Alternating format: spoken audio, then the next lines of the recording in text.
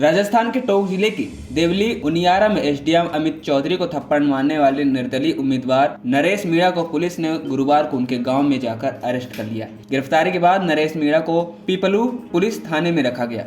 इस बीच नरेश मीणा की एक तस्वीर सामने आई है जिसमें वह हवालात में नींद लेते हुए दिख रहे हैं। तस्वीर में दिख रहा है कि नरेश मीणा जेल की सलाखों के पीछे बंद है और जमीन पर लेटा हुआ गहरी नींद ले रहा है। गुरुवार को ही पुलिस भारी बल के साथ गांव में पहुंचकर नरेश तथा उसके तकरीबन 50 समर्थकों को अरेस्ट कर लिया था। थप्पड़ कांड के खिलाफ 200 अधिकारी मुख्यमंत्री आवास पहुंचे। राजस्थान प्रशासनिक सेवा के ये अधिकारी नरेश मीणा के द्वारा एसडीएम अमित चौधरी को थप्पड़ मारने के खिलाफ कड़े एक्शन की मांग के लिए गए थे। नरेश मीणा के खिलाफ कुल 23 मुकदमे हैं, जिसमें 5 में कार्रवाई होनी शेष है। इसमें वो मुकदमे शामिल नहीं है जो थप्पड़ कांड के बाद लगे हुए हैं। राजस्थान की टोंक में एसडीएम को थप्पड़ मारने वाले नरेश मीणा को पुलिस ने गिरफ्तार कर लिया। टोंक के एसपी भारी पुलिस फोर्स के साथ नरेश मीणा को गिरफ्तार करने उसी गांव में पहुंचे जहां मीणा ने अपने समर्थकों के साथ धरने पर बैठे थे। हालांकि इस दौरान नरेश मीणा सरेंडर करने से मना करते रहे। वो कह रहे थे जब तक उनकी शर्त नहीं मानी जाएगी तब तक वो सरेंडर नहीं करेंगे। हालांकि पुलिस ने मीडिया के सामने ही नरेश मीणा को गिरफ्तार कर लिया।